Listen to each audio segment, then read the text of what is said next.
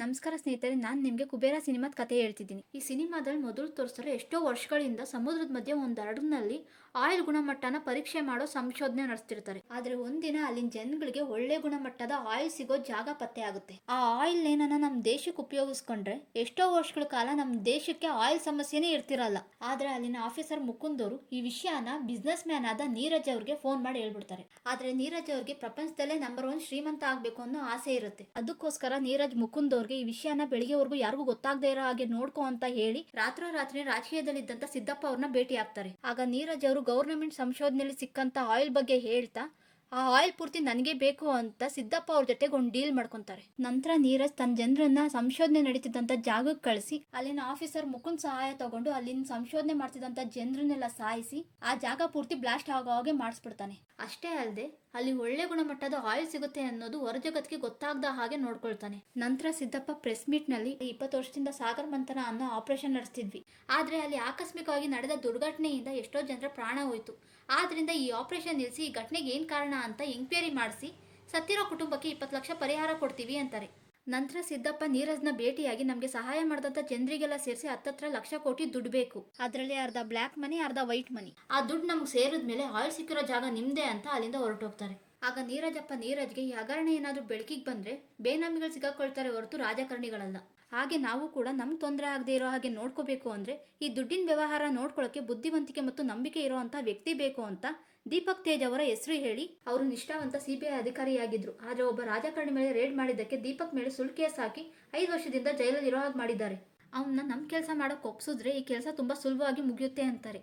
ಆಗ ನೀರಜ್ ಜೈಲಲ್ಲಿ ಇದ್ದಂತ ದೀಪಕ್ ಅವ್ರನ್ನ ಭೇಟಿಯಾಗಿ ನೀವು ನಿರಪರಾಧಿ ಅಂತಾನೂ ನನ್ಗೆ ಗೊತ್ತು, ಇನ್ನೂ 10 ವರ್ಷ ಆಚೆ ಬರಲ್ಲ ಅಂತಾನೂ ನಂಗೆ ಗೊತ್ತು, ನೀವೇನಾದ್ರೂ ನಾನು ಹೇಳೋ ಕೆಲಸ ಮಾಡಿದ್ರೆ ಇನ್ನು 10 ದಿವಸದಲ್ಲಿ ನಿಮ್ನ ಹೊರಗೆ ಬರೋ ಹಾಗೆ ಮಾಡಿ ನೀವು ಕಳ್ಕೊಂಡಿರೋ ಮರ್ಯಾದೆ ಗೌರವ ನಿಮ್ ಫ್ಯಾಮಿಲಿ ಎಲ್ಲ ಸಿಗೋ ಹಾಗೆ ಮಾಡ್ತೀನಿ. ಈ ಗೌರ್ಮೆಂಟ್ ಅಂತೂ ನಿಮ್ ಬುದ್ಧಿವಂತಿಕೆನ ಉಪಯೋಗಿಸ್ಕೊಂಡಿಲ್ಲ, ಆದ್ರೆ ನಿಮ್ ಬುದ್ಧಿವಂತಿಕೆನ ನಾನು ಚೆನ್ನಾಗಿ ಉಪಯೋಗಿಸ್ಕೋತೀನಿ. ಆಗ ದೀಪಕ್ ಅಂದ್ರೆ ಕೆಟ್ಟ ಕೆಲಸ ಮಾಡೋದಕ್ಕ ನಾನು ಒಪ್ಕೊಳ್ಳಲ್ಲ, ನನಗೆ ನಂಬಿಕೆ ಇದೆ ನ್ಯಾಯ ಗೆಲ್ಲುತ್ತೆ ಅಂತಾರೆ. ಆಗ ನೀರಜ್ ಪವರ್ ಮತ್ತೆ ದುಡ್ಡು ಮುಂದೆ ಯಾವುದೂ ಇಲ್ಲ, ಯೋಚನೆ ಮಾಡಿ ಅಂತ ಅಲ್ಲಿಂದ ಹೊರಟೋಗ್ತಾರೆ. ಆದ್ರೆ ದೀಪಕ್ ಅವ್ರಿಗೆ ಕೋರ್ಟ್ ಫೈನಲ್ ಜಡ್ಜ್ಮೆಂಟ್ ನಲ್ಲಿ 7 ವರ್ಷ ಶಿಕ್ಷೆ ಆಗುತ್ತೆ. ಆಗ ದೀಪಕ್ ಅವರು ನಾನು ನಂಬಿರೋ ನ್ಯಾಯ ನನ್ ಕೈ ಬಿಡಲ್ಲ ಅಂತ ಅನ್ಕೊಂಡಿದ್ದೆ, ಆದ್ರೆ ನ್ಯಾಯ ನೀತಿ ಯಾವುದು ನನ್ನ ಕೈ ಹಿಡ್ದಿಲ್ಲ ಅಂತ ನೀರಜ್ ಅವ್ರಿಗೆ ಫೋನ್ ಮಾಡಿ ನನ್ನ ಜೈಲಿಂದ ಬಿಡಿಸಿ ನೀವ್ ಹೇಳಿದ ಕೆಲಸ ಮಾಡ್ತೀನಿ ಅಂತಾರೆ. ಆಗ ನೀರಜ್ ದುಡ್ಡು ಮತ್ತೆ ಅವ್ರಿಗಿರೋ ಪವರ್ನ ಉಪಯೋಗಿಸಿ ದೀಪಕ್ ಅವ್ರನ್ನ ಜೈಲಿಂದ ಹೊರಗೆ ಬರೋ ಹಾಗೆ ಮಾಡ್ತಾರೆ. ಆಗ ದೀಪಕ್ ಫ್ಯಾಮಿಲಿ ಜೊತೆ ಸಂತೋಷವಾಗಿ ಜೀವನ ಸಾಗಿಸ್ತಾ ನೀರಜ್ ಹೇಳೋ ಕೆಲಸನ ಯಾಕೆ ಏನು ಅಂತ ಕೇಳಿದ್ರೆ ಮಾಡಕ್ ಒಪ್ಕೊಳ್ತಾರೆ. ಆಗ ನೀರಜ್ ರಾಜಕಾರಣಿ ಕೊಟ್ಟಂತ ಬಿನಾಮಿ ಅಕೌಂಟ್ಗಳಿಗೆ ಇನ್ನು 6 ತಿಂಗಳಲ್ಲಿ ಲಕ್ಷ ಕೋಟಿ ದುಡ್ಡಲ್ಲಿ ಅರ್ಧ ಬ್ಲ್ಯಾಕ್ ಮನಿ ಅರ್ಧ ವೈಟ್ ಮನಿಯಾಗಿ ಹೋಗ್ಬೇಕು, ಆದ್ರೆ ಅದರಿಂದ ನಮ್ಗೇನು ತೊಂದರೆ ಆಗ್ಬಾರ್ದು ಅಂತಾರೆ. ಆಗ ದೀಪಕ್ ಅವ್ರು ಯಾವ ರೀತಿ ಬಿನಾಮಿಗಳನ್ನ ಇಟ್ಕೊಂಡಿದಾರೋ ಅದೇ ರೀತಿ ನಾವು ಕೂಡ ನಮ್ ಪರಿಚಯ ಇಲ್ದಿರೋ 4 ಜನ ಬಿನಾಮಿಗಳನ್ನ ಇಟ್ಕೊಂಡು ಅವ್ರ ಹೆಸರಲ್ಲಿ ನಕಲಿ ಕಂಪ್ನಿಗಳನ್ನ ತೆಗೆದು ಅಮೌಂಟ್ ಟ್ರಾನ್ಸಾಕ್ಷನ್ ಮಾಡೋಣ. ಅಕಸ್ಮಾತ್ ಏನಾದ್ರೂ ತನಿಖೆ ನಡೆದ್ರೆ ನಿಮ್ಗೂ ಬಿನಾಮಿಗೂ ಪರಿಚಯ ಇಲ್ದೇ ಇರೋದ್ರಿಂದ ನಿಮ್ಗೇನು ತೊಂದರೆ ಆಗಲ್ಲ ಅಂತಾರೆ. ಆಗ ನೀರಜ್ ಅವ್ರ ಅಪ್ಪ ನಮಗ್ ಪರಿಚಯನೇ ಇಲ್ದೇ ಇರೋರ ಹೆಸರಲ್ಲಿ ಕಂಪ್ನಿ ತೆಗೆದು ಅವ್ರ ಕೈಗೆ ದುಡ್ಡು ಕೊಟ್ಬಿಟ್ರೆ ಮುಂದೆ ಮೋಸ ಮಾಡಿ ಆ ದುಡ್ಡನ್ನೆಲ್ಲ ಎತ್ಕೊಂಡು ಹೋಗ್ಬಿಟ್ರೆ ನಾವೇನ್ ಮಾಡೋದು ಅಂತ ದೀಪಕ್ ಅವ್ರನ್ನ ಕೇಳ್ತಾರೆ. ಆಗ ದೀಪಕ್ ಅವರು ಮೋಸ ಮಾಡದೇ ಇರೋಂಥ ವ್ಯಕ್ತಿಗಳನ್ನೇ ಹುಡ್ಕೋಣ ಅಂತ ಹೇಳಿ ಸ್ವಲ್ಪ ಯೋಚನೆ ಮಾಡಿ ಭಿಕ್ಷುಕರನ್ನ ಉಪಯೋಗಿಸ್ಕೊಂಡ್ರೆ ನಮ್ಗೇನು ತೊಂದರೆ ಆಗಲ್ಲ ಅಂತ ಹೇಳ್ತಾರೆ. ನೀರಜ್ಗೆ ದೀಪಕ್ ಅವ್ರು ಹೇಳಿದ ಮಾತು ಸರಿ ಅನ್ಸಿ ಅವ್ರ ಕಡೆಯವ್ರಿಗೆ 4 ಜನ ಕೈಕಾಲ್ ಸರಿ ಇರುವಂತ ಭಿಕ್ಷುಕರನ್ನ ಹುಡುಕಿ ಕರ್ಕೊಂಬನ್ನಿ ಅಂತ ಕಳಿಸ್ತಾನೆ. ಆಗ ಅವ್ರ ಜನಗಳು ಭಿಕ್ಷುಕರನ್ನ ಹುಡ್ಕೊಂಡು ತಿರುಪತಿಯಲ್ಲಿರುವಂತಹ ಒಂದು ದೇವಸ್ಥಾನದ ಹತ್ರ ಹೋಗಿ ಅಲ್ಲಿದ್ದಂತ ಭಿಕ್ಷುಕರ ಹತ್ರ ನಿಮ್ಗೆ ಕೆಲಸ ಕೊಟ್ಟು ಊಟ ಇರೋಕೆ ಜಾಗ ಉಚಿತವಾಗಿ ಕೊಡ್ತೀವಿ ಅಂತಾರೆ. ಆಗ ದೇವ ಅನ್ನೋರು ಇವ್ರ ಜೊತೆಗೆ ಹೋಗಿ ಒಪ್ಕೊಳ್ತಾರೆ. ಇವರೇ ಈ ಸಿನಿಮಾದ ನಾಯಕ. ದೇವ ತರನೇ ಇನ್ನೂ 3 ಜನನ ಕೇಲು, ದಿವ್ಯಾ, ಖುಷ್ಬು ಇವ್ರನ್ನ ಬೇರೆ ಬೇರೆ ಜಾಗದಿಂದ ಹುಡುಕಿ ಮುಂಬೈ ಕರ್ಕೊಂಡು ಹೋಗ್ತಾರೆ. ನೀರಜ್ ಮನುಷ್ಯರಾದ ಪಾಟೀಲ್ ಮತ್ತು ರೋಬೋ ಇವ್ರನ್ನ ನೋಡಿ ತುಂಬಾ ಅಸಹ್ಯ ಪಡ್ತಿರ್ತಾರೆ, ಆದ್ರೆ ದೀಪಕ್ ಮಾತ್ರ ಇವ್ರ ಜೊತೆ ತುಂಬಾ ಪ್ರೀತಿಯಿಂದ ಮಾತಾಡ್ತಿರ್ತಾರೆ. ಇದನ್ನ ನೋಡಿದ ದೇವ ಅವ್ರಿಗೆ ದೀಪಕ್ ಅವ್ರ ಮೇಲೆ ತುಂಬಾ ನಂಬಿಕೆ ಬರುತ್ತೆ. ದೇವನ ಚಿಕ್ಕ ವಯಸ್ಸಿನಲ್ಲಿ ಓಬ್ಲೇಶ್ ಅನ್ನೋನು ಸ್ವಂತ ಅಣ್ಣನ ತರ ನೋಡ್ಕೋತಿರ್ತಾನೆ. ಅದಕ್ಕೆ ದೇವ ದೀಪಕ್ ಅವ್ರ ಹತ್ರ ಹೋಗಿ ನೀವ್ ನಮ್ಮ ಅಣ್ಣ ಓಬ್ಲೇಶ್ ತರಾನೇ ನಡ್ಕೋತಿದ್ದೀರಾ ಅಂತಾರೆ. ಆಗ ದೀಪಕ್ ಅವರು ನಾನು ಓಬ್ಲೇಶ ಅಲ್ಲ, ನನ್ನ ಹೆಸರು ದೀಪಕ್ ಅಂತಾರೆ. ದೀಪಕ್ ಅವರು ಭಿಕ್ಷುಕರ ತರ ಇದ್ದ ಇವ್ರನ್ನ ದುಡ್ಡಿರೋರ್ ತರ ರೆಡಿ ಮಾಡಿ ಹೇಗ್ ಊಟ ಮಾಡ್ಬೇಕು, ಹೇಗ್ ನಡಿಬೇಕು, ಹೇಗ್ ಮಾತಾಡ್ಬೇಕು, ಹೇಗ್ ಸಿಗ್ನೇಚರ್ ಮಾಡ್ಬೇಕು ಅನ್ನೋದನ್ನೆಲ್ಲ ಹೇಳ್ಕೊಡ್ತಾರೆ. ಹಾಗೆ ಒಂದಿನ ಇವ್ರಿಗೆಲ್ಲ ನೀರಜ್ ಅವ್ರನ್ನ ಭೇಟಿ ಮಾಡಿಸ್ತಾರೆ. ನಂತರ ಇವ್ರ 4 ಜನಕ್ಕೂ ID ಆಧಾರ್ ಕಾರ್ಡ್ ಮಾಡಿಸಿ ಇವ್ರ ಕೈಲಿ ಕಂಪ್ನಿಗಳನ್ನ ಇಡ್ಸಿ ಇವ್ರ ಅಕೌಂಟ್ ನಲ್ಲಿ ದುಡ್ಡು ಹಾಕ್ತಾರೆ. ನಂತರ ಇವ್ರ ಕಂಪ್ನಿ ಅಕೌಂಟ್ ನಲ್ಲಿ ಹಾಕಿರೋ ದುಡ್ಡನ್ನ ರಾಜಕಾರಣಿಗಳ ಬೇನಾಮಿ ಅಕೌಂಟ್ ಗಳಿಗೆ ಒಬ್ಬೊಬ್ಬರ ಕಂಪ್ನಿಯಿಂದ ದುಡ್ಡು ಹಾಕಕ್ ಶುರು ಮಾಡ್ತಾ ಮೊದಲನೇದಾಗಿ ಕೇಲು ಅಕೌಂಟ್ ನಿಂದ ದುಡ್ಡು ಟ್ರಾನ್ಸಾಕ್ಷನ್ ಮಾಡ್ಬಿಡ್ತಾರೆ. ಆಗ ನೀರಜ್ ಕೇಲು ಅಕೌಂಟ್ ಇಂದ ಅಮೌಂಟ್ ಟ್ರಾನ್ಸಾಕ್ಷನ್ ಆಗಿದ ತಕ್ಷಣ ಅವ್ರ ಕಡೆಯವ್ರಿಗೆ ಹೇಳಿ ಕೇಲುನ ದಾರುಣವಾಗಿ ಸಾಯಿಸ್ಬಿಡ್ತಾನೆ. ಈ ವಿಷಯ ದೀಪಕ್ ಅವ್ರಿಗೆ ಗೊತ್ತಾಗಿ ನೀರಜ್ ಹತ್ರ ಹೋಗಿ ಯಾಕೆ ಈ ರೀತಿ ಮಾಡಿದ್ರಿ, ಅಮೌಂಟ್ ಟ್ರಾನ್ಸಾಕ್ಷನ್ ಆಗಿದ ತಕ್ಷಣ ಅವ್ರನ್ನೆಲ್ಲ ವಾಪಸ್ ಕಳ್ಸ್ಬಿಡ್ಬೇಕು ಅನ್ನೋದು ಮಾತಾಗಿತ್ತು, ಆದ್ರೆ ನೀವು ಅವ್ರನ್ನ ಸಾಯಿಸ್ತಾ ಇದ್ದೀರಾ, ಅವ್ರು ತುಂಬಾ ಅಮಾಯಕರು, ಅಂತವ್ರನ್ನ ಸಾಯಿಸೋದೇ ಆದ್ರೆ ನಾನು ಇದಕ್ಕೆ ಒಪ್ಕೊಳ್ಳಲ್ಲ ಅಂತಾರೆ. ಆಗ ನೀರಜ್ ಒಪ್ಕೊಳ್ಳೋದು ಬಿಡೋದು ನಿನ್ನಿಷ್ಟ, ನಿನ್ ಮತ್ತೆ ಜೈಲಿಗೆ ಹೋದ್ರೆ ನಿನ್ ಫ್ಯಾಮಿಲಿ ಬೀದಿಗೆ ಬರುತ್ತೆ ಅಂದಾಗ ದೀಪಕ್ ಅವ್ರಿಗೆ ಇಷ್ಟ ಇಲ್ಲ ಅಂದ್ರೂ ತನ್ನ ಫ್ಯಾಮಿಲಿಗೋಸ್ಕರ ಸುಮ್ಮನಾಗಿರ್ತಾರೆ. ನೆಕ್ಸ್ಟ್ ದಿವ್ಯಾ ಅಕೌಂಟ್ ಇಂದನೂ ಅಮೌಂಟ್ ಟ್ರಾನ್ಸಾಕ್ಷನ್ ಮಾಡಿ ಅವನು ಸಾಯಿಸ್ಬಿಡ್ತಾರೆ. ಈ ವಿಷಯ ದೀಪಕ್ ಅವ್ರಿಗೆ ಗೊತ್ತಿದ್ರು ಏನು ಮಾಡಕ್ಕಾಗದೆ ಮನ್ಸಲ್ಲೇ ನೋವು ಅನ್ಭವಿಸ್ತಾ ಸುಮ್ಮನಿದ್ಬಿಡ್ತಾರೆ. ಅದೇ ದಿನ ರಾತ್ರಿ ರೋಬೋ ಖುಷ್ಬು ಪ್ರೆಗ್ನೆಂಟ್ ಆಗಿದ್ರು ಅತ್ಯಾಚಾರ ಮಾಡೋಕೆ ಪ್ರಯತ್ನ ಪಡ್ತಾನೆ. ಆದ್ರೆ ದೇವ ರೋಬೋ ತಲೆ ಮೇಲೆ ಹೊಡೆದು ಖುಷ್ಬುನ ಕರ್ಕೊಂಡು ಬಾತ್ರೂಮ್ ಒಳಗೆ ಹೋಗಿ ಬಾಗ್ಲಾಕೊಂಡ್ಬಿಡ್ತಾನೆ. ಮಾರನೇ ದಿನ ಬೆಳಿಗ್ಗೆ ದೀಪಕ್ ಬಂದ್ ಕೂಗಿದ್ಮೇಲೆ ದೇವ ಬಾಗ್ಲು ತೆಗೆದು ರೋಬೋ ಕೆಟ್ಟ ವ್ಯಕ್ತಿ ಅಂತಾನೆ. ಆದ್ರೆ ದೀಪಕ್ಕು ಗೊತ್ತು ಇವರೆಲ್ಲ ಕೆಟ್ಟವರು ಅಂತ. ಆದ್ರೂ ಏನು ಮಾಡಕ್ಕಾಗದೆ ಈ ವಿಷಯ ಆಮೇಲೆ ಮಾತಾಡೋಣ, ಸ್ವಲ್ಪ ಕೆಲಸ ಇದೆ ಬಾ ಹೊರಗೆ ಹೋಗ್ಬೇಕು ಅಂತ ಸಬ್ ರಿಜಿಸ್ಟರ್ ಆಫೀಸರ್ ನಾರಾಯಣ ಹತ್ರ ಕರ್ಕೊಂಡೋಗಿ ದೇವ ಕೈಲಿ ಸ್ವಲ್ಪ ಸೈನ್ಗಳನ್ನ ಮಾಡಿಸ್ಕೊಳ್ತಾರೆ. ಒಂದು ಬಿಲ್ಡಿಂಗ್ ಕರ್ಕೊಂಡೋಗಿ ನಾರಾಯಣ್ಗೆ ಸ್ವಲ್ಪ ದುಡ್ಡು ಮತ್ತೆ ಗೋಲ್ಡ್ ಬಿಸ್ಕೆಟ್ಗಳನ್ನ ಕೊಡ್ತಾರೆ. ಮತ್ತೆ ದೀಪಕ್ ಅವರು ದೇವ ಅಕೌಂಟ್ ಇಂದ ಬಿನಾಮಿ ಅಕೌಂಟ್ಗಳಿಗೆ ದುಡ್ಡು ಕಳಿಸ್ಬಿಡ್ತಾರೆ. ಆಗ ದೇವ ದೀಪಕ್ ಅವ್ರಿಗೆ ರೋಬೋ ಬಗ್ಗೆ ಎಲ್ಲ ವಿಷಯ ಹೇಳ್ಬಿಡ್ತಾರೆ. ಆಗ ದೀಪಕ್ ಅವ್ರಿಗೆ ಕೋಪ ಬಂದು ರೋಬೋಗೆ ಚೆನ್ನಾಗಿ ಬೈತಾರೆ. ಆದ್ರೆ ರೋಬೋ ಅದ್ರ ಬಗ್ಗೆ ತಲೆನೇ ಕೆಡ್ಸ್ಕೊಳ್ಳಲ್ಲ. ಇನ್ನೇನು ದುಡ್ಡು ಟ್ರಾನ್ಸಾಕ್ಷನ್ ಆಯ್ತಲ್ಲ ಅಂತ ರೋಬೋ ದೇವನ ಸಾಯ್ಸಕ್ ಕರ್ಕೊಂಡು ಹೋಗ್ತಾ ಗಾಡಿಲೇ ದೇವಾಗೆ ಚೆನ್ನಾಗಿ ಹೊಡಿತಿರ್ತಾನೆ. ಆ ಬೈದಲ್ಲೇ ದೇವ ಅವ್ರಿಗೆ ಒಂದು ಅರ್ಜೆಂಟ್ ಆಗ್ಬಿಡುತ್ತೆ. ಆಗ ರೋಬೋ ಇವ್ನ್ ಗಾಡಿಲೇ ಮಾಡಿ ಗಾಡಿನೆಲ್ಲ ಗೊಬ್ಬೆ ಬಿಡಿಸ್ಬಿಡ್ತಾನೆ ಅಂತ ಈಚೆ ಕಳಿಸ್ತಾನೆ. ಈ ಕಡೆ ದೀಪಕ್ ಅವ್ರಿಗೆ ಅಮೌಂಟ್ ಟ್ರಾನ್ಸಾಕ್ಷನ್ ಆಗದೆ ಎರರ್ ಅಂತ ಬಂದ್ಬಿಡುತ್ತೆ. ಆಗ ದೀಪಕ್ ಅವರು ರೋಬೋಗೆ ಫೋನ್ ಮಾಡಿ ಅಮೌಂಟ್ ಟ್ರಾನ್ಸಾಕ್ಷನ್ ಆಗಿಲ್ಲ, ದೇವನ ವಾಪಸ್ ಕರ್ಕೊಂಡ್ ಬನ್ನಿ ಅಂತಾರೆ. ಅಷ್ಟರಲ್ಲಾಗ್ಲೇ ದೇವ ರೋಬೋ ಕಣ್ ತಪ್ಪಿಸಿ ಅಲ್ಲಿಂದ ತಪ್ಪಿಸ್ಕೊಂಡು ಒಂದು ರೈಲ್ವೆ ಸ್ಟೇಷನ್ ಹತ್ರ ಬಂದು ಪ್ರಜ್ಞೆ ತಪ್ಪಿ ಬಿದ್ದೋಗ್ತಾರೆ. ಆಗ ಈ ಸಿನಿಮಾದ ನಾಯಕಿಯಾದ ಸಮೀರಾ ಅವರು ದೇವ ಅವ್ರಿಗೆ ಪ್ರಜ್ಞೆ ಬರೋ ಹಾಗೆ ಮಾಡಿ ತಿನ್ನೋಕೆ ಚಾಕ್ಲೇಟ್ ಕೊಡ್ತಾರೆ. ಈ ಸಮೀರಾ ಅವರು ಮನೆ ಬಿಟ್ಟು ಬಂದು ಪ್ರೀತಿಸ್ತವನ್ಗೋಸ್ಕರ ರೈಲ್ವೆ ಸ್ಟೇಷನ್ ಅಲ್ಲಿ ಕಾಯ್ತಿರ್ತಾರೆ. ಆದ್ರೆ ಪ್ರೀತಿಸ್ತವನು ಸಮೀರಾಗೆ ಕೈ ಕೊಟ್ಟು ಹೋಗ್ಬಿಟ್ಟಿರ್ತಾನೆ. ಆಗ ಸಮೀರಾ ಅವ್ರಿಗೆ ಏನ್ ಮಾಡ್ಬೇಕು ಅಂತ ಗೊತ್ತಾಗದೆ ಫ್ರೆಂಡಿಗೆ ಫೋನ್ ಮಾಡಿ ನಡೆದಿದ್ನೆಲ್ಲ ಹೇಳಿದ್ಮೇಲೆ ಆಗ ಸಮೀರಾ ಫ್ರೆಂಡು ನೀನ್ ನಮ್ಮ ಮನೆಗೆ ಬಂದು ಇದ್ಕೊಂಡು ಒಂದ್ ಕೆಲಸ ಹುಡ್ಕೋ, ನಾನು ನಮ್ಮ ಮನೇಲಿ ಅದನ್ನೇ ಹೇಳ್ತೀನಿ, ನೀನು ನಿಮ್ ಮನೆಗೆ ಫೋನ್ ಮಾಡಿ ಅದನ್ನೇ ಹೇಳು ಅಂತಾಳೆ. ಸರಿ ಅಂತ ಸಮೀರಾ ಅಲ್ಲಿಂದ ಹೋಗ್ತಿರ್ಬೇಕಾದ್ರೆ ದೇವ ಅವರು ಹಿಂದೆನೆ ಹೋಗಿ ನನಗೆ ಈ ಊರಲ್ಲಿ ಯಾರು ಗೊತ್ತಿಲ್ಲ, ಒಂದೇ ಒಂದ್ಸರಿ ನಿಮ್ ಫೋನ್ ಕೊಡಿ, ದೀಪಕ್ ಸರ್ಗೆ ಫೋನ್ ಮಾಡ್ತೀನಿ ಅಂತಾರೆ. ಆಗ ಸಮೀರಾ ಅವರು ಫೋನ್ ಕೊಡ್ತಾರೆ. ದೇವ ಅವರು ಫೋನ್ ಮಾಡಿದಾಗ ದೀಪಕ್ ಅವರು ಫೋನ್ ರಿಸೀವ್ ಮಾಡಲ್ಲ. ಇನ್ನೊಂದ್ ಕಡೆ ದೀಪಕ್ ಮತ್ತು ನೀರಜ್ ಕಡೆ ಅವರು ದೇವಗೋಸ್ಕರ ಎಲ್ಲಾ ಕಡೆ ಹುಡುಕ್ತಿರ್ತಾರೆ. ದೇವ ಸಮೀರಾ ಹಿಂದೆನೆ ಹೋಗ್ತಾ ನನ್ನ ಮಸೀದಿ ಹತ್ರ ಬಿಟ್ಬಿಡಿ, ನಂಗಲ್ಲಿ ಊಟ ಸಿಗುತ್ತೆ ಅಂತಾರೆ. ಸರಿ ಅಂತ ಸಮೀರಾ ದೇವ ಅವ್ರನ್ನ ಮಸೀದಿ ಹತ್ರ ಬಿಟ್ಟು ಇನ್ನೊಂದ್ಸರಿ ನನ್ನ ಅಮ್ಮ ಅಂತ ಕರಿಬೇಡ ಅಂತ ಅಲ್ಲಿಂದ ಹೊರಟೋಗ್ತಾರೆ. ದೀಪಕ್ ಅವರು ರೋಡಿಗಳ ಜೊತೆಗೆ ಫೋನ್ ಬಂದಿದ್ದ ನಂಬರ್ನ ಟ್ರೇಸ್ ಮಾಡಿ ಸಮೀರಾ ಹತ್ರ ಬಂದು ದೇವ ಅವ್ರ ಬಗ್ಗೆ ತಿಳ್ಕೊಂಡು ಮಸೀದಿ ಹತ್ರ ದೇವ ನೋಡ್ಕೊಂಡು ಹೋಗ್ತಾರೆ. ಆದ್ರೆ ಅಲ್ಲೂ ಕೂಡ ದೇವ ಅವರು ನೀರಜ್ ಜನಗಳ ಕೈ ಸಿಗದೆ ತಪ್ಪಿಸ್ಕೊಂಡ್ಬಿಡ್ತಾರೆ. ಈ ಕಡೆ ಸಮೀರಾಗೆ ಜಾಗ ಕೊಟ್ಟಂತ ಫ್ರೆಂಡ್ ಮನೆಗೆ ರೌಡಿಗಳು ಬಂದು ಗಲಾಟೆ ಮಾಡಿದ್ದಕ್ಕೆ ಸಮೀರಾ ಅವ್ರಿಗೆ ಅಲ್ಲೂ ಜಾಗ ಇಲ್ದಂಗಾಗಿ ಇದಕ್ಕೆಲ್ಲ ಕಾರಣ ಆದ ಭಿಕ್ಷುಕ ಆದ ದೇವ ಅವ್ರನ್ನ ಬೈಕೊಂಡು ಒಂದು ವರ್ಕಿಂಗ್ ವುಮೆನ್ ಹಾಸ್ಟೆಲ್ಗೆ ಸೇರ್ಕೊಂತಾರೆ. ಅಲ್ಲೂ ಕೂಡ ದೇವ ಅವರು ಸಮೀರಾ ಹಿಂದೆನೆ ಬಂದಿರ್ತಾರೆ. ದೇವ ಅವ್ರಿಗೆ ಮುಂದೆ ಏನ್ ಮಾಡ್ಬೇಕು ಅಂತ ಗೊತ್ತಾಗದೆ ಇವ್ರಿಗೆ ಮೊದಲು ಟ್ರೈನಿಂಗ್ ಕೊಟ್ಟಂತ ಜಾಗಕ್ಕೆ ದೀಪಕ್ ಅವ್ರನ್ನ ಹುಡ್ಕೊಂಡು ಹೋಗ್ತಾರೆ. ಆದ್ರೆ ವಾಚ್ಮ್ಯಾನ್ ನೀರಜ್ ಕಡೆ ಜನರಿಗೆ ಫೋನ್ ಮಾಡಿ ದೇವ ಬಂದಿರೋ ವಿಷಯ ಹೇಳ್ಬಿಡ್ತಾನೆ. ದೇವ ರೂಮ್ಗೆ ಹೋಗಿ ಖುಷ್ಬುನ ಹುಡುಕ್ತಾನೆ. ಆದ್ರೆ ಅಲ್ಲಿ ಖುಷ್ಬು ಇಲ್ದಿರೋದನ್ನ ನೋಡಿ ಖುಷ್ಬುನು ಇವ್ರು ಸಾಯಿಸ್ಬಿಟ್ಟಿದ್ದಾರೆ ಅಂತ ದೀಪಕ್ ಮೇಲಿರೋ ನಂಬಿಕೆನೂ ಹೊರಟೋಗಿ ಇನ್ನೇನು ಅಲ್ಲಿಂದ ತಪ್ಪಿಸ್ಕೊಳ್ಬೇಕು ಅನ್ನೋ ಅಷ್ಟರಲ್ಲೇ ನೀರಜ್ ಕಡೆ ಜನರು ಬಂದು ದೇವನ ಇಟ್ಕೊಂಡು ಹೊಡಿತಾರೆ. ಅವ್ರ ಕೈಯಿಂದ ತಪ್ಪಿಸ್ಕೊಂಡು ಸಮೀರಾ ಇದ್ದಂತ ಹಾಸ್ಟೆಲ್ ಹತ್ರ ಬಂದು ಪ್ರಜ್ಞೆ ತಪ್ಪಿ ಬಿದ್ದೋಗ್ತಾರೆ. ಸಮೀರಾಗೆ ದೇವ ಅವ್ರ ಮೇಲೆ ಸಿಂಪತಿ ಬಂದು ಹಾಸ್ಪಿಟಲ್ಗೆ ಸೇರಿಸ್ತಾರೆ. ನೀರಜ್ಗೆ ದೇವ ತಪ್ಪಿಸ್ಕೊಂಡಿರೋ ವಿಷಯ ಗೊತ್ತಾಗಿ ದೀಪಕ್ ಮೇಲೆ ಚೆನ್ನಾಗಿ ಕೂಗಾಡಿ ಅವನ್ನೆಲ್ಲೇ ಇದ್ರು ಹುಡ್ಕೊಂಡ್ ಬನ್ನಿ ಅಂತ ಇತ್ ಕಡೆ ರಿಜಿಸ್ಟರ್ ಆಫೀಸರ್ ಆದ ನಾರಾಯಣ್ ಅವ್ರನ್ನು ಸಾಯಿಸ್ಬಿಡ್ತಾರೆ. ಇತ್ ಕಡೆ ಆಸ್ಪತ್ರೆಯಲ್ಲಿ ದೇವ ಅವ್ರಿಗೆ ಪ್ರಜ್ಞೆ ಬಂದಾಗ ಸಮೀರಾ ಅವರು ಯಾರೋ ನೀನು ನನ್ನಿಂದ ಯಾಕೆ ಬಿದ್ದಿದ್ಯಾ ಅಂತ ಕೇಳ್ತಾರೆ. ಆಗ ದೇವ ನಾನೊಬ್ಬ ಭಿಕ್ಷುಕ ತಿರುಪತಿಲಿದ್ದೆ, ಅಲ್ಲಿಂದ ಏನೋ ಕೆಲಸ ಕೊಡ್ತೀವಿ ಅಂತ ಕರ್ಕೊಂಡ್ಬಂದು ಇವಾಗ ನನ್ನ ಸಾಯಿಸ್ಬೇಕು ಅಂತಿದ್ದಾರೆ ಅಂತಾನೆ. ಮಾರನೇ ದಿನ ಸಮೀರಾ ಅವರ ಆಸ್ಪತ್ರೆ ಬಿಲ್ನ ಕಟ್ಟಿ ನೀನು ಹುಷಾರಾದ್ಮೇಲೆ ನಿಮ್ಮ ಊರಿಗೆ ಹೊರಟೋಗು ಅಂತ ಅಲ್ಲಿಂದ ಹೊರಟೋಗ್ತಾರೆ. ದೀಪಕ್ ಅವರು ತಿರುಪತಿಗೆ ಹೋಗಿ ದೇವ ಬಗ್ಗೆ ತಿಳ್ಕೊಂಡು ಸಮೀರಾಗೆ ಫೋನ್ ಮಾಡಿ ದೇವ ಏನಾದರೂ ಸಿಕ್ಕಿದ್ನಾ ಅಂತ ಕೇಳಿದಾಗ ಸಮೀರಾ ಗ್ಯಾಪ್ ಕೊಟ್ಟು ಇಲ್ಲ ಅಂತಾರೆ. ಆಗ ದೀಪಕ್ಗೆ ಡೌಟ್ ಬಂದು ತಿರುಪತಿಯಿಂದ ಮುಂಬೈಗೆ ಬರ್ತಿರ್ತಾರೆ.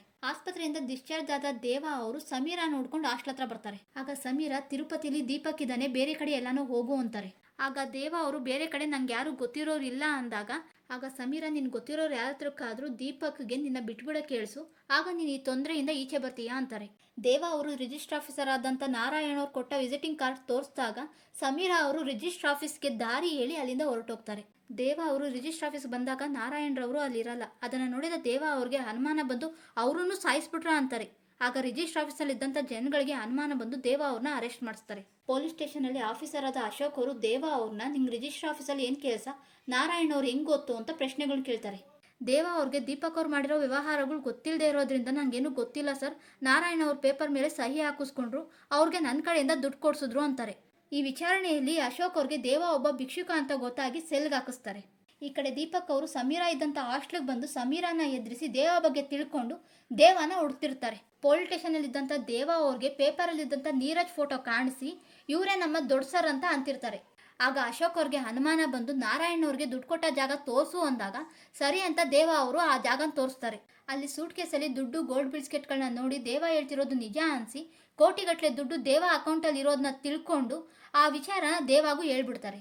ಆಗ ದೇವ ಕೋಟಿ ಕೋಟಿ ಗಟ್ಟಲೆ ದುಡ್ಡು ಅಂದ್ರೆ ಎಷ್ಟು ಸರ್ ಅಂದಾಗ SI ಅಶೋಕ್ ಅವರು ತಿರುಪತಿ, ಚೆನ್ನೈ, ಮುಂಬೈ ಇನ್ನು ಬೇರೆ ಬೇರೆ ಕಡೆ ಇರೋ ಭಿಕ್ಷುಕರಿಗೆಲ್ಲ ಮನೆ ಊಟದ ವ್ಯವಸ್ಥೆ ಆಗಿ ಇನ್ನೂ ತುಂಬಾ ದುಡ್ಡು ಮಿಗುತ್ತೆ, ಅಷ್ಟೊಂದು ದುಡ್ಡಿದೆ ನಿನ್ನ ಹತ್ರ ಅಂತಾರೆ. ಅಷ್ಟರಲ್ಲೇ ದೀಪಕ್ SI ಅವರ ಮೊಬೈಲ್ ಟ್ರೇಸ್ ಮಾಡಿ ಅಲ್ಲಿಗೆ ಬಂದ್ಬಿಡ್ತಾರೆ.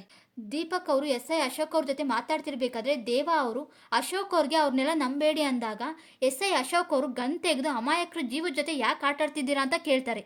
ಆಗ ದೀಪಕ್ ಅವ್ರಿಗೆ ಅಶೋಕ್ ಅವ್ರಿಗೆ ಎಲ್ಲ ವಿಷಯ ಗೊತ್ತಾಗಿದೆ ಅಂತ ಗೊತ್ತಾಗಿ ವಿಧಿ ಇಲ್ಲದೆ ಅಶೋಕ್ ಅವ್ರನ್ನ ಶೂಟ್ ಮಾಡಿ ಸಾಯಿಸ್ಬಿಡ್ತಾರೆ. ಇದನ್ನ ನೋಡಿದ ದೇವ ಅವರು ಬಿಲ್ಡಿಂಗ್ ಮೇಲಿಂದ ಹಾರಿ ದೀಪಕ್ ಮತ್ತೆ ಅವ್ರ ಜನರಿಂದ ಮತ್ತೆ ತಪ್ಪಿಸ್ಕೊಂಡ್ಬಿಡ್ತಾರೆ. ದೀಪಕ್ ಅವ್ರಿಗೆ ತನ್ನ ಕೈಯಿಂದನೇ ಒಬ್ಬರು ನಿಷ್ಠಾವಂತ ಪೊಲೀಸ್ ಅಧಿಕಾರಿನ ಶೂಟ್ ಮಾಡ್ಬಿಟ್ನಲ್ಲ ಅನ್ನೋ ಪಾಪ ಪ್ರಜ್ಞೆ ಕಾಡಿ ನಾನು ತುಂಬಾ ದೊಡ್ಡ ತಪ್ಪು ಮಾಡ್ತಾ ಇದ್ದೀನಿ ಅಂತ ಅನ್ಸಿ ಮನೆಗೆ ಹೋಗ್ತಾರೆ. ಈ ಕಡೆ ದೇವ ಸಮೀರ ಹತ್ರ ಬಂದು ಅವ್ರು ನನ್ನ ಹಿಂದೆ ಯಾಕೆ ಬಿದ್ದಿದ್ದಾರೆ ಅಂತ ಗೊತ್ತಾಯ್ತು, ನನ್ನ ಹೆಸರಲ್ಲಿ ಕೋಟಿ ದುಡ್ಡಿದೆಯಂತೆ ಅದಕ್ಕೆ ಅಂತಾರೆ. ಆಗ ಸಮೀರ ನಿಂಗೆ ಗೊತ್ತಾಯ್ತು ತಾನೆ, ನನ್ನ ಹತ್ರ ಬರಬೇಡ ಅಂತ ಬೈತಾರೆ. ಆಗ ದೇವ ನನ್ನ ಹೆಸರಲ್ಲಿ ದುಡ್ಡಿರೋ ವಿಷಯ ಯಾರ್ಯಾರು ಗೊತ್ತಿದ್ಯೋ ಅವ್ರನ್ನೆಲ್ಲ ಸಾಯಿಸಿದ್ದಾರೆ, ಈಗ ನಿಮ್ಗೂ ಗೊತ್ತಾಗ್ಬಿಟ್ಟಿದೆ, ನಿಮ್ನು ಸಾಯಿಸ್ಬಿಡ್ತಾರೆ, ಬನ್ನಿ ಇಲ್ಲಿಂದ ಹೊರಟೋಗೋಣ ಅಂತ ಅಂತಿರುವಾಗ್ಲೇ ಅಲ್ಲಿಗೆ ದೇವನ ಹುಡ್ಕೊಂಡು ನೀರಜ್ ಕಡೆ ಜನರು ಬರ್ತಿರ್ತಾರೆ. ಅದನ್ನ ನೋಡಿದ ದೇವ ಅವರು ಮತ್ತೆ ಸಮೀರನ ಕರ್ಕೊಂಡು ಅಲ್ಲಿಂದ ತಪ್ಪಿಸ್ಕೊಂಡ್ಬಿಡ್ತಾರೆ. ಈ ಕಡೆ ದೀಪಕ್ ಅವರು ರಾಜಕಾರಣಿ ಸಿದ್ದಪ್ಪ ಮತ್ತು ನೀರಜ್ ಮಧ್ಯೆ ಇರೋ ವ್ಯವಹಾರಗಳು ಗೊತ್ತಾಗಿ ನನ್ನಂತವ್ರು ಕೆಟ್ಟ ಕೆಲಸ ಮಾಡೋರಿಗೆ ಸಹಾಯ ಮಾಡಬಾರ್ದು, ಒಳ್ಳೆಯವ್ರ ಜೊತೆಗಿದ್ದು ಒಳ್ಳೆ ಕೆಲಸ ಮಾಡಬೇಕು ಅಂತ ನಿರ್ಧಾರ ಮಾಡಿ ತನ್ನ ಹೆಂಡತಿ ಮಗಳನ್ನ ದುಬೈ ಕಳಿಸಿ ನೀರಜ್ ವಿರುದ್ಧ ಇರೋ ಸಾಕ್ಷಿಗಳನ್ನ ಒಂದು ಲಾಕರ್ನಲ್ಲಿಟ್ಟು ನೇರವಾಗಿ ನೀರಜ್ ಹತ್ರ ಬರ್ತಾರೆ.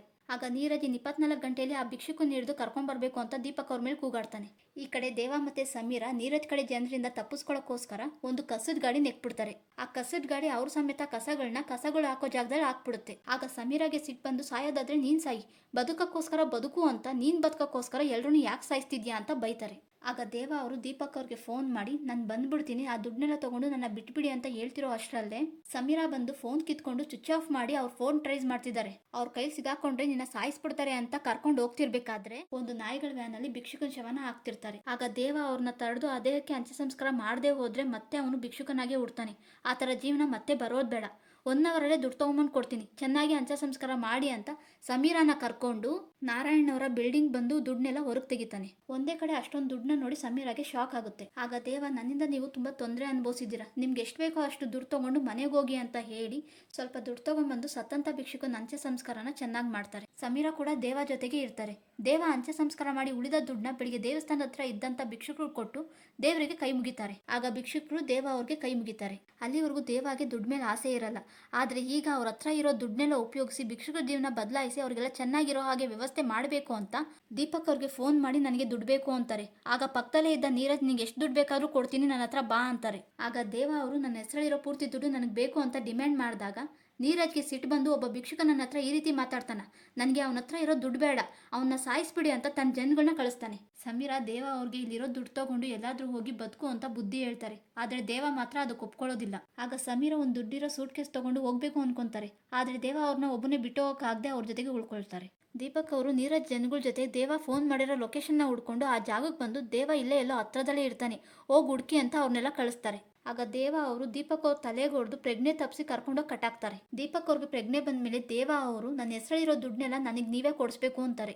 ಆಗ ದೀಪಕ್ ಅವರು ಅದು ನೀನು ತಿಳ್ಕೊಂಡಿರೋ ಅಷ್ಟು ಸುಲಭ ಅಲ್ಲ, ಇದರಿಂದ ತುಂಬ ದೊಡ್ಡ ದೊಡ್ಡ ವ್ಯಕ್ತಿಗಳಿದ್ದಾರೆ, ನಿನ್ನೆ ಕರ್ಕೊಂಬಂದ್ರು ನನ್ನ ಹಾಗೆ ಕರ್ಕೊಂಬಂದಿರೋದು, ನಿಮ್ನೆಲ್ಲ ಸಾಯಿಸಿ ಈ ದೇಶಕ್ಕೆ ಇಷ್ಟೊಂದು ಅನ್ಯಾಯ ಮಾಡ್ತಾರೆ ಅಂತ ಗೊತ್ತಿದ್ದಿದ್ರೆ ನಾನು ಜೈಲಲ್ಲೇ ಇದ್ಬಿಡ್ತಿದ್ದೆ ಅಂತಾರೆ. ಆದರೆ ದೇವ ದೀಪಕ್ ಅವ್ರು ಏನು ಹೇಳಿದ್ರು ನಂಬಲ್ಲ.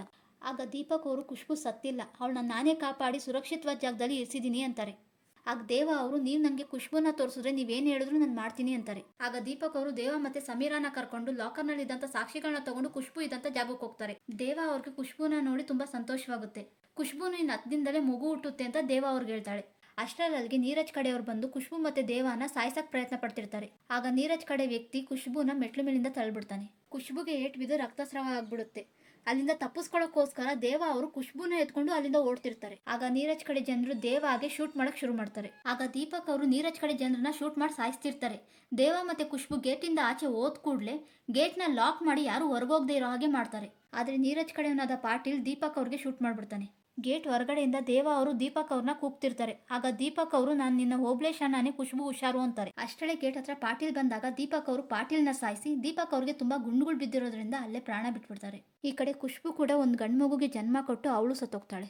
ಆಗ ದೇವ ಅವರಿಬ್ರು ದೇಹಕ್ಕೂ ಅಂತ್ಯ ಸಂಸ್ಕಾರ ಮಾಡಿ ಇದಕ್ಕೆಲ್ಲ ಕಾರಣ ಆದ ನೀರಜ್ನ ಬಿಡಬಾರ್ದು ಅಂತ ಅನ್ಕೊಂಡು ದೇವಾಗೆ ದೀಪಕ್ ಅವರು ದುಡ್ಡಿರೋ ಜಾಗನ ಹೇಳಿರ್ತಾರೆ. ಆ ಜಾಗಕ್ಕೆ ಹೋಗಿ ದುಡ್ಡನ್ನೆಲ್ಲ ಒಂದು ಲಾರಿಗೆ ತುಂಬಿಕೊಂಡು ಬೆಳಿಗ್ಗೆ ಆಗ್ತಿದ್ದಂಗೆ ಆ ಲಾರಿಲಿದ್ದಂತ ದುಡ್ಡನ್ನೆಲ್ಲ ನೀರಜ್ ಇದ್ದಂತ ಬಂಗ್ಲೆ ಮುಂದೆ ಸುರಿತಾರೆ. ಅದೊಂದು ದೊಡ್ಡ ನ್ಯೂಸ್ ಆಗ್ಬಿಡುತ್ತೆ. ಆಗ ಸಿದ್ದಪ್ಪ ನೀರಜ್ಗೆ ಏನಾದ್ರೂ ಹೆಚ್ಚು ಕಮ್ಮಿ ಆಗಿ ತೊಂದರೆ ಆದ್ರೆ ನಿನ್ನ ಮಾತ್ರ ಸುಮ್ಮನೆ ಬಿಡಲ್ಲ ಅಂತಾರೆ. ಆದ್ರೆ ದೀಪಕ್ ಅವರು ಸಾಯೋಕ್ಕೂ ಮುಂಚೆನೆ ನೀರಜ್ ಮತ್ತು ಸಿದ್ದಪ್ಪ ಅವ್ರು ಮಾಡಿರೋ ಆಯಿಲ್ ವ್ಯವಹಾರದ ಬಗ್ಗೆ ಒಂದು ವಿಡಿಯೋ ಮಾಡಿರ್ತಾರೆ. ಆ ವಿಡಿಯೋನ ದೇವ ಅವರು ನೀರಜ್ಗೆ ಕಳಿಸಿ ನೀರಜ್ಗೆ ಫೋನ್ ಮಾಡ್ತಾರೆ. ಆಗ ನೀರಜ್ ನಿಂಗೆ ಏನ್ ಬೇಕು ಹೇಳು ಕೊಡ್ತೀನಿ ಅಂದಾಗ, ದೇವ ನೀನ್ ಭಿಕ್ಷುಕರನ್ನ ತುಂಬಾ ಕೇವಲವಾಗಿ ನೋಡ್ತೀಯಲ್ವಾ, ನೀನು ಕೂಡ ಒಂದಿನ ಪೂರ್ತಿ ನಮ್ಮ ಹಾಗೆ ಭಿಕ್ಷೆ ಎತ್ತು, ಇಲ್ಲ ಅಂದ್ರೆ ನನ್ನ ಹತ್ರ ಇರೋ ಸಾಕ್ಷಿಗಳನ್ನ ಟಿವಿ ಚಾನಲ್ ಅವ್ರಿಗೆ ಕೊಟ್ಬಿಡ್ತೀನಿ ಅಂತಾರೆ. ಆಗ ನೀರಜ್ ವಿಧಿ ಇಲ್ಲದೆ ಭಿಕ್ಷೆ ಬೇಡಕ್ಕೆ ಒಪ್ಕೊಂಡು ತನ್ನ ಜನರಿಗೆ ಇನ್ನು 24 ಗಂಟೆಯಲ್ಲಿ ದೇವಾನ ಇಟ್ಕೊಳ್ರಿ ಅಂತ ಹೇಳಿ ರಾತ್ರಿಯಿಂದಾನೇ ಒಂದು ದೇವಸ್ಥಾನದ ಹತ್ರ ಭಿಕ್ಷೆ ಬೇಡಕ್ಕೆ ಶುರು ಮಾಡ್ತಾನೆ. ಆಗ ದೇವ ನೀರಜ್ಗೆ ಫೋನ್ ಮಾಡಿ ಒಂದೇ ಕಡೆ ಭಿಕ್ಷೆ ಬೇಡಿದ್ರೆ ಹೆಂಗೆ, ರೋಡ್ ಬಂದು ಭಿಕ್ಷೆ ಬೇಡು ಅಂತಾರೆ. ಆಗ ನೀರಜ್ ತನ್ನ ಕಡೆಯವ್ರಿಗೆ ಫೋನ್ ಮಾಡಿ ದೇವ ಇಲ್ಲೇ ಎಲ್ಲೋ ಇದ್ದಾನೆ ಸರಿಯಾಗಿ ಹುಡುಕಿ ಅಂತ ಹೇಳಿ ರೋಡಿಗೆ ಬರ್ತಾನೆ ಭಿಕ್ಷೆ ಬೇಡೋಕೆ. ಅದೇ ರೀತಿ ಇಡೀ ದಿನ ಬೇರೆ ಬೇರೆ ಕಡೆ ಭಿಕ್ಷೆ ಬೇಡಿ ರಾತ್ರಿ ಆದ್ಮೇಲೆ ಒಂದು ದೇವಸ್ಥಾನದ ಹತ್ರ ಬಂದು ಭಿಕ್ಷೆ ಬೇಡ್ತಿರ್ತಾನೆ. ಆಗ ಯಾರೋ ಒಬ್ಬ ವ್ಯಕ್ತಿ 500 ರೂಪಾಯಿ ಭಿಕ್ಷೆ ಹಾಕಿದ್ರಿಂದ ಅವನೇ ದೇವ ಅನ್ಕೊಂಡು ನೀರಜ್ ಕಡೆಯವರು ಅವನ ಹಿಂದೆ ಹೋಗಿ ಅವನ ಇಟ್ಕೊಳ್ತಾರೆ. ಆದ್ರೆ ಅವನು ದೇವ ಅಲ್ಲ. ಆದ್ರೆ ಅಷ್ಟರಲ್ಲೇ ದೇವ ನೀರಜ್ ಹತ್ರ ಹೋಗಿ ತಲೆ ಮೇಲೆ ಹೊಡೆದು ಪ್ರಜ್ಞೆ ತಪ್ಪಿಸಿ ಕಸ ಹಾಕೋ ಜಾಗಕ್ಕೆ ಕರ್ಕೊಂಡು ಬರ್ತಾರೆ. ನೀರಜ್ಗೆ ಪ್ರಜ್ಞೆ ಬಂದ್ಮೇಲೆ ದೇವ ಇವಾಗ್ಲಾದ್ರೂ ನಿಂಗೆ ಅರ್ಥ ಆಯ್ತಾ ನಮ್ಮ ತರ ಬದುಕೋದು ಎಷ್ಟು ಕಷ್ಟ ಅಂತ ಅಂದಾಗ, ನೀರಜ್ ನೀನ್ ಹೇಳ್ದಂಗೆ 24 ಗಂಟೆ ನಿನ್ ತರಾನೇ ಭಿಕ್ಷೆ ಬೇಡಿದೀನಿ, ಈಗ್ಲಾದ್ರೂ ನಿನ್ನ ಹತ್ರ ಇರೋ ಸಾಕ್ಷಿಗಳನ್ನ ಕೊಡು ಅಂತಾನೆ. ಆಗ ದೇವ ಅವರು ನೀನ್ ಮಾಡ್ಬೇಕಾಗಿರೋದು ಇನ್ನೊಂದು ಕೆಲಸ ಬಾಕಿ ಇದೆ, ಅದು ಮಾಡ್ಬಿಡು ಅಂತ ಕುಷ್ಮು ಮಗುನ ತೋರಿಸಿ ನಿನ್ನಿಂದಾನೇ ಈ ಮಗುವಿನ ತಾಯಿ ಸತ್ತಿದ್ದು, ಅವಳನ್ನ ವಾಪಸ್ ಕರ್ಕೊಂಡು ಬಾ ಅಂತಾನೆ. ಆಗ ನೀರಜ್ ಅಹಂಕಾರದಿಂದ ಅವಳು ಬದುಕಿದ್ರು ಈ ಮಗುನ ತೋರಿಸಿ ಭಿಕ್ಷೆ ಬೇಡ್ತಿದ್ಲು, ಸತ್ತಿರೋಳನ್ನ ವಾಪಸ್ ತರಕ್ಕಾಗಲ್ಲ, ಇನ್ನೇನಾದ್ರೂ ಬೇಕಂದ್ರೆ ಕೇಳು ಅಂತಾನೆ. ಆಗ ದೇವ ಅವರು ನೀನು ನಮ್ಮ ಥರ 24 ಗಂಟೆ ಬದುಕಿದ್ರೆ ಸ್ವಲ್ಪನಾದ್ರೂ ಬದಲಾಗ್ತೀಯಾ ಅನ್ಕೊಂಡೆ, ಆದರೆ ನೀನು ಬದಲಾಗ್ಲಿಲ್ಲ ಅಂದಾಗ ನೀರಜ್ಗೆ ಕೋಪ ಬಂದು ದೇವ ಅವ್ರನ್ನ ಚೆನ್ನಾಗಿ ಹೊಡೆದು ಸಾಯ್ಸಕ್ಕೆ ಹೋಗ್ತಾನೆ. ಆಗ ದೇವಾಗೆ ಏನು ಮಾಡಬೇಕು ಅಂತ ಗೊತ್ತಾಗದೆ ಅಲ್ಲೇ ಕೈಗೆ ಸಿಕ್ಕ ಒಂದು ಚೂಪಾದ ವಸ್ತುವಿನಿಂದ ನೀರಜ್ ಕತ್ಗೆ ಚುಚ್ಚಿಬಿಡ್ತಾನೆ. ಆಗ ನೀರಜ್ ಅಲ್ಲೇ ಸತ್ತೋಗ್ತಾನೆ. ನನ್ನ ಕೈಯಾರೆ ನೀರಜ್ನ ಸಾಯಿಸ್ಬಿಟ್ನಲ್ಲ ಅಂತ ದೇವ ಅವರು ಪಶ್ಚಾತ್ತಾಪ ಪಡ್ತಾ ನೋವು ಅನ್ಭವಿಸ್ತಿರ್ತಾರೆ. ಆಗ ಸಮೀರ ಈ ಮಗು ಬದುಕಬೇಕು ಅಂದ್ರೆ ಇಂಥ ಕೆಟ್ಟ ಕೆಲಸ ಮಾಡೋರು ಸಾಯಲೇಬೇಕು, ನೀನಿನ್ನೂ ತಪ್ಪು ಮಾಡಿಲ್ಲ ಅಂತ ಸಮಾಧಾನ ಮಾಡ್ತಾರೆ. ಇಲ್ಲಿಗೆ ನಾನು ಹೇಳ್ತಿದ್ದಂಥ ಕುಬೇರ ಸಿನಿಮಾದ ಕತೆ ಮುಗಿಯುತ್ತೆ. ನಮಸ್ಕಾರ.